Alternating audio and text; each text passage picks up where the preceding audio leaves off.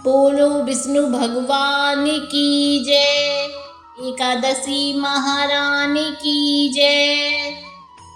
आप सभी का स्वागत है मेरे YouTube चैनल भक्ति रसमई गायत्री में।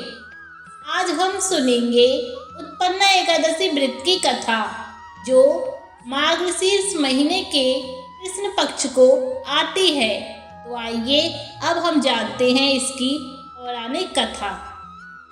सूत जी कहने लगे, हे ऋषियों, इस व्रत का वृतांत और उत्पत्ति प्राचीन काल में भगवान कृष्ण ने अपने परम भक्त युधिष्ठिर से कही थी।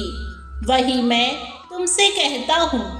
एक समय युधिष्ठिर ने भगवान से पूछा था कि एकादशी व्रत किस विधि से किया जाता है और उसका क्या फल होता है।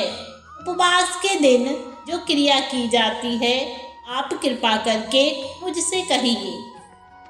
यह वचन सुनकर श्री कृष्ण कहने लगे, हे युधिष्ठिर, मैं तुमसे एकादशी व्रत का महात्म कहता हूँ, सुनो।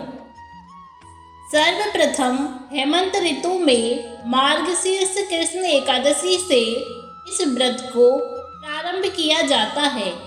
दशमी को सायकाल भोजन के बाद अच्छी प्रकार से दातुन करें, ताकि अन्न का अंश मुंह में न रह जाए। रात्रि को भोजन कदापि न करें, न अधिक बोलें।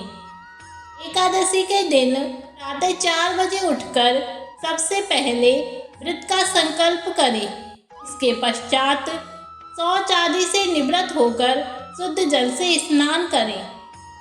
व्रत करने वाला चोर, पाखंडी, स्त्रीगामी, निंदक, मिथ्याभाषी तथा किसी भी प्रकार के पापी से बात न करे। स्नान के पश्चात धूप, दीप, नैवेद्य आदि 16 चीजों से भगवान का पूजन करें और रात को दीपदान करें। रात्रि में सोना या प्रसंग नहीं करना चाहिए। सारी रात भजन कीर्तन आदि करना चाहिए। जो कुछ पहले जाने अनजाने में पाप हो गए हो, उनकी क्षमा याचना मांगनी चाहिए। धर्मात्मा पुरुषों को कृष्ण और शुक्ल दोनों पक्षों की एकादशियों को समान समझना चाहिए। इन सभी विधियों के अनुसार एकादशी का व्रत करते हैं। उन्हें शंखोद्धार तीर्थ में स्नान करके भगवान के दर्शन करने से जो फल प्राप्त होता है, वह एकादशी व्रत के 16वें भाग के भी समान नहीं है। व्यतिपात के दिन दान देने का लाख गुना फल होता है। संक्रांति से 4 लाख गुना तथा सूर्य चंद्र ग्रहण में स्नान दान से जो पुण्य प्राप्त होता है, वही पुण्य एकादशी के दिन व्रत करने से मिलता है। अश्वमेघ यज्ञ करने से 100 गुना तथा 1 लाख तपस्वियों को 60 वर्ष तक भोजन कराने से 10 गुना, 10 ब्राह्मणों तथा 100 ब्रह्मचारियों को भोजन कराने से 1000 गुना पुण्य भूमिदान करने से होता है। उससे 1000 गुना पुण्य कन्यादान से प्राप्त होता है।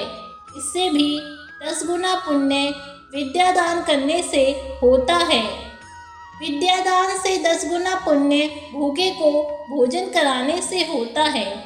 अन्नदान के समान इस संसार में कोई ऐसा कार्य नहीं जिससे देवता और पितर दोनों तृप्त होते हों, परंतु एकादशी के व्रत का पुण्य सबसे अधिक होता है।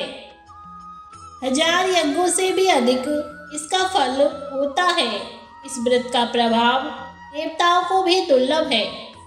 रात्रि को भोजन करने वाले को उपवास का आधा फल मिलता है और दिन में एक बार भोजन करने वाले को भी आधा ही फल प्राप्त होता है।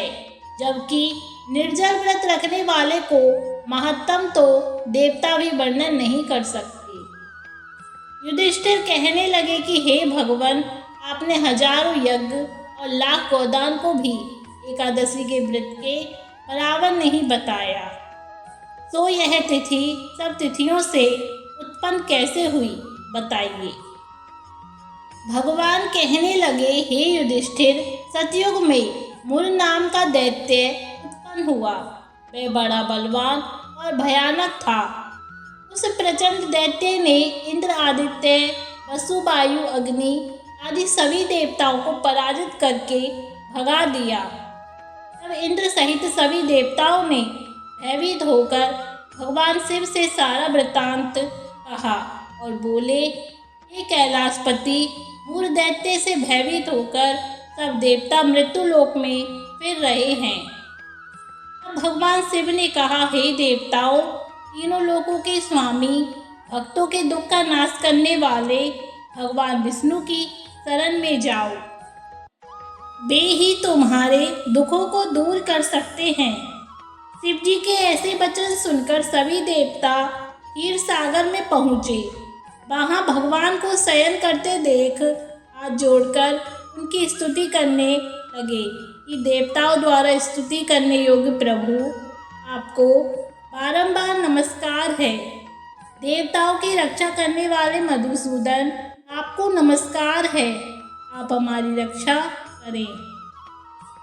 दैत्यों से भयभीत होकर हम सब आपकी शरण में आए हैं। आप इस संसार के कर्ता, माता पिता, उत्पत्ति और पालन करता और संहार करने वाले हैं। सबको शांति प्रदान करने वाले हैं। आकाश और पाताल भी आप ही हैं। सबके पितामह ब्रह्म, सूर्य, चंद्र, अग्नि, सामग्री, ओम, आहुति, मंत्र, तंत्र, जप, यजमान, यज्ञ, कर्मकर्ता, भोक्ता भी आप ही हैं। आप सर्वव्यापक हैं। आपके सिवा तीनों लोकों में चर तथा अचर कुछ भी नहीं है। ये भगवान, दैत्यों ने हमको जीतकर स्वर्ग से भ्रष्ट कर दिया है और हम सब देवता इधर उधर भाग रहे हैं। आप उन दैत्यों से हम सबकी रक्षा करें। इंद्र के ऐसे वचन सुनकर भगवान विष्णु कहने लगे कि हे इंद्र, ऐसा मायावी दैत्य कौन है जिसने सब देवताओं को जीत लिया है? उसका नाम क्या है? उसमें कितना बल है और किसके आश्रय में है तथा उसका स्थान कहाँ है? यह सब मुझे कहो। भगवान के ऐसे वचन सुनकर इंद्र बोले, भगवान, प्राचीन समय में एक नाड़ीजंग नामक राक्षस था। उसके महापराक्रमी और लोक विख्यात मुर नाम का एक पुत्र हुआ। उसकी चंद्रावती नाम की नगरी है। उसी ने सब देवताओं को स्वर्ग से निकालकर वहां अपना अधिकार जमा लिया है। उसने इंद्र, अग्नि, वरुण, यम, वायु, ईश, चंद्रमा और आदि सबके स्थान पर अधिकार कर लिया है। सूर्य बनकर स्वयं ही प्रकाश करता है, स्वयं ही मेघ बन बैठा है और सबसे अजय है। हे असुर निकंदन, उस दुष्ट को मारकर देवताओं को अजय बनाइए। यह वचन सुनकर भगवान ने कहा, हे देवताओं, मैं शीघ्र ही उसका संहार करूँगा। तुम चंद्रावती नगरी जाओ। इस प्रकार कहकर भगवान सहित सभी देवताओं ने चंद्रावती नगरी की ओर प्रस्थान किया। उस समय दैत्य मुर सेना सहित युद्ध भूमि में गरज रहा था। उसकी भयानक गर्जना सुनकर सभी देवता भय के मारे चारों दिशाओं में भागने लगे। जब स्वयं भगवान रणभूमि में आए तो दैत्य उन पर भी अस्त्र शस्त्र आयुध लेकर दौड़े। भगवान ने उन्हें सर्प के समान अपने बाणों से उन्हें बींध डाला। बहुत से दैत्य मारे गए, केवल मुर बचा रहा। वह अविचल भाव से भगवान के साथ युद्ध करता रहा। भगवान जो भी तीक्ष्ण बाण चलाते वह उसके लिए पुष्प सिद्ध होता। उसका शरीर छिन्न छिन्न हो गया, किंतु वह लगातार युद्ध करता रहा। दोनों के बीच मल्ल युद्ध भी हुआ। 10,000 वर्ष तक उनका युद्ध चलता रहा, किंतु मुर नहीं मरा। थककर भगवान बद्रिका आश्रम चले गए। वहाँ हेमवती नामक सुंदर गुफा थी। उसमें विश्राम करने के लिए भगवान उसके अंदर प्रवेश कर गए। यह गुफा 12 योजन लंबी थी और उसका एक ही द्वार था। विष्णु भगवान वहां योग निद्रा की गोद में सो गए। मुर भी पीछे पीछे आ गया और भगवान को सोया देखकर मारने को उद्यत हुआ। तभी भगवान के शरीर से उज्ज्वल कांतिमय रूप वाली देवी प्रकट हुई। देवी ने राक्षस मुर को ललकारा, युद्ध किया और उसे तत्काल मौत के घाट उतार दिया। श्री हरि जब योग निद्रा की गोद से उठे तो सब बातों को जानकर उस देवी से कहा कि आपका जन्म एकादशी के दिन हुआ है, अतः आप उत्पन्ना एकादशी के नाम से पूजित होंगी। आपके भक्त वही होंगे जो मेरे भक्त हैं। इस एकादशी का व्रत किस प्रकार करना चाहिए, इस विषय में भगवान ने कहा है कि दशमी के दिन सिर्फ दिन के वक्त सात्विक आहार करना चाहिए और संध्या काल में दातुन करके पवित्र होना चाहिए। रात्रि के समय भोजन नहीं करना चाहिए और भगवान के स्वरूप का स्मरण करते हुए सोना चाहिए। सुबह स्नान करके संकल्प करना चाहिए और निर्जला व्रत रखना चाहिए। दिन में भगवान विष्णु की पूजा करनी चाहिए।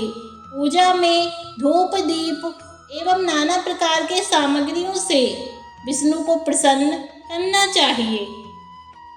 कलुषित विचार को त्याग कर सात्विक भाव धारण करना चाहिए। रात्रि के समय श्री हरि के नाम से दीपदान करना चाहिए और आरती एवं भजन गाते हुए जागरण करना चाहिए। भगवान कहते हैं कि जो व्यक्ति इस प्रकार उत्पन्ना एकादशी का व्रत करता है उसे हजारों यज्ञों के समान पुण्य प्राप्त होता है और जो भिन्न भिन्न धर्म कर्म से पुण्य प्राप्त होता है उन सबसे कई गुना अधिक पुण्य इस एकादशी का व्रत निष्ठापूर्वक करने से प्राप्त होता है। तो यह थी उत्पन्ना एकादशी व्रत की कहानी। श्री कृष्ण गोविंद हरे मुरारी, हे नाथ नारायण वासुदेवा। श्री कृष्ण गोविंद हरे मुरारी, हे नाथ नारायण वासुदेवा। अगर आप सभी को ये कहानी पसंद आई हो तो कमेंट्स में जय श्री कृष्णा या राधे राधे लिखना ना भूलें। आप सभी का हार्दिक धन्यवाद।